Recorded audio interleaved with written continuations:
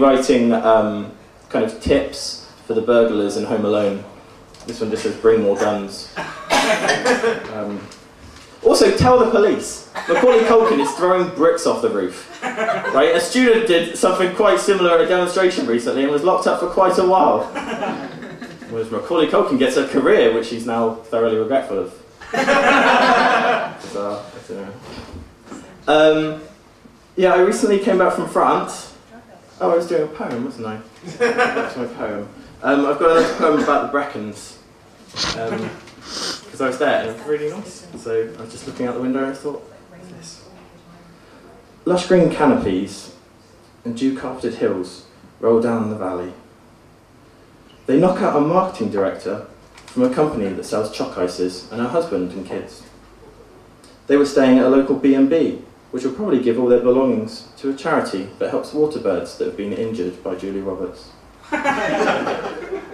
I find often when I write poetry, I get distracted. Sometimes I have the TV on, then I kind of, yeah. I think I get distracted too easily sometimes. As I was saying, I got back from France recently.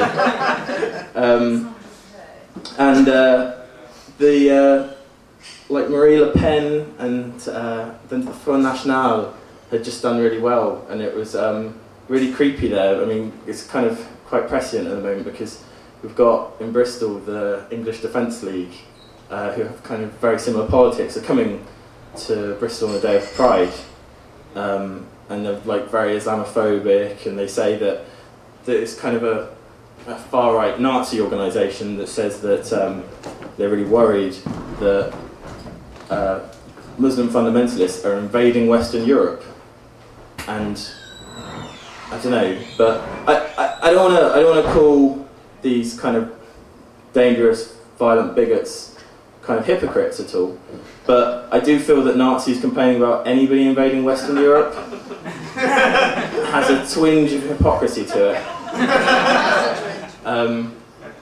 Yeah, just a side concern. I think it's weird that they're coming on Pride as well, because I'm from Reading, and basically Pride was like the biggest thing of the year. We don't really have like carnivals or community, or it's basically like Thatcher won there in a way. Kind of, there's still jobs. I mean, I'm sure that probably annoys her a little bit, but yeah, but we do have Pride, and it's like a really nice family day out, kind of, which I think is really weird, because if I had a festival to celebrate my sexuality, it would be disgusting. Like things dripping from the trees, like kind of giant parade floats with the word shame in flowers.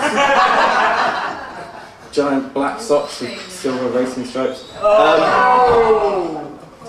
And my parents just kind of solemnly marching behind it, explaining to everybody that it's normal and everyone does it, and me being really angry, being like, if everybody did it, Mum, then A&E would have a pulling things out for people to come.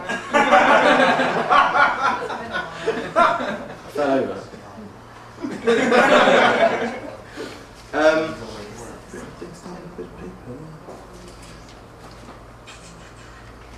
Does anybody else get really worried and concerned when they're on public transportation of any kind and find out there's a celebrity on it? I'm just really concerned there'll be an accident, and like my family will be like grieving, and somebody will come up to them at work and be like, I'm really sorry to hear what happened. How did it happen? And my mum will be like, well, it was on the TV. He was on the bus, and oh, you mean the Keith Chegwin thing? Yeah, the Keith Chegwin thing. Or like if you're on a plane with the Cheeky Girls, and there was like a giant headline that just said "Cheeky plane disaster." Yeah. Or if Barrymore just kind of ran you over, just kept going for it. I don't know. So I just shout at them if I see them. They get off the plane, and I get removed, and I get on the news as well. Barrymore incident.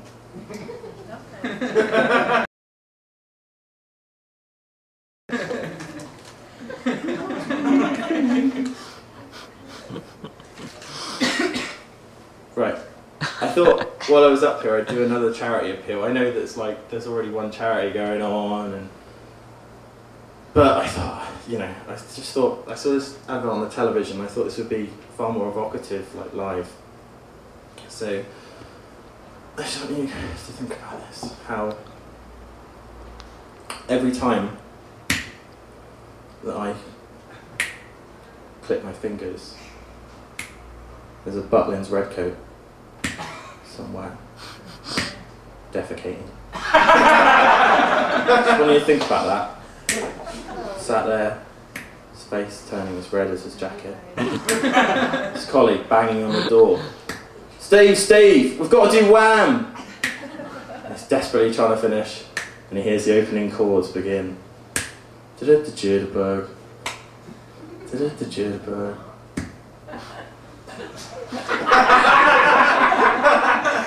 Keeps me awake at night.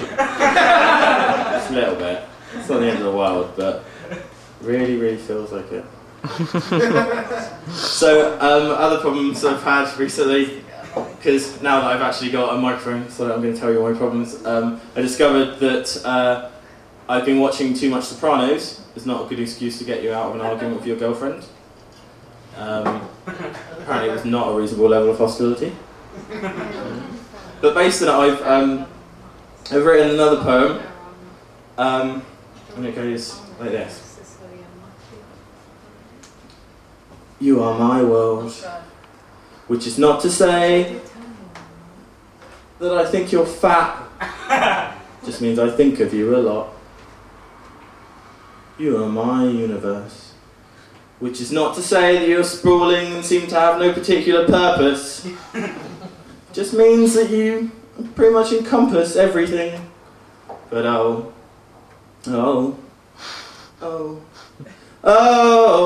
stop hitting me, because I've done the washing up. In that case, just a bit of context to that story, it wasn't, I just felt that the fact that I'd done the washing up, it didn't diminish the fact that I said that, but I felt I wasn't getting the credit for it. I thought it should have diminished how angry she was about the other thing, which I shouldn't have said. But her mum was a bit rude.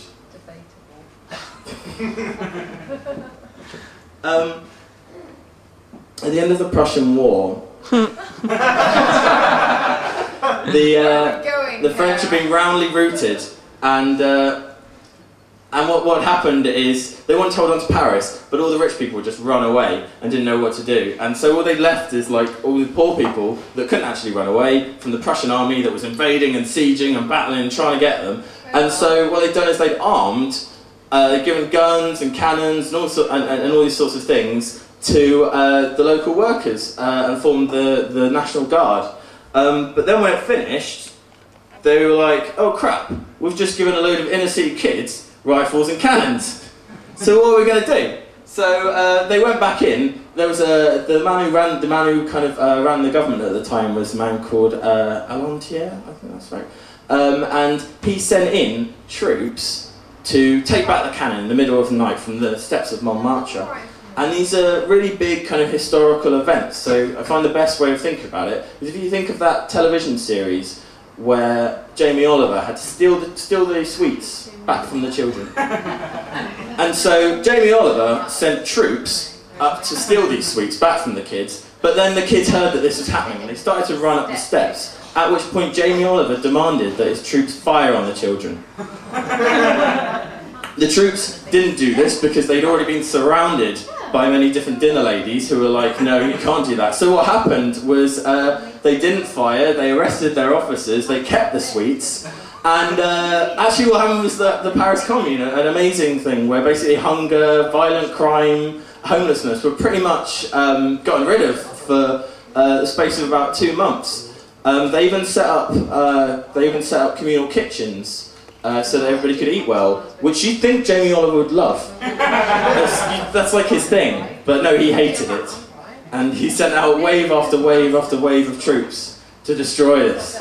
And the troops, Jamie Oliver's troops, pretty much Jamie Oliver himself, shot women, children, men, and the people that Jamie Oliver couldn't kill, he transported to the South Seas. And yet Sainsbury's still think it's appropriate for him to market mince pies at Christmas. So I lost my job as a history teacher. There's a lot of unemployment around at the moment. I remember before the recession, like when they first announced that they were going to be filming the Harry Potter films in the UK, because my dad, like, he stormed downstairs, stormed into the breakfast room. We don't have a separate room for breakfast, I'm not that rich. But he stormed in, he like threw down the newspaper and was like, "Jobs, son! This means jobs for all of us!" And so I was like set to play like Hermione or maybe just one of the ginger kids. But in the end they just gave all the jobs to like rich kids.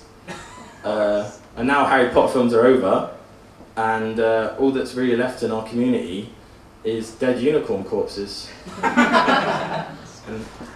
And Daniel Radcliffe just wanders around the car parks next to Morrison's. I think apparently parents give him like £2 to go up to their kids and explain that neither Harry Potter nor Father Christmas are real. Oh, that's mean. Well, you could give them £3 if you want, but 2 gets you.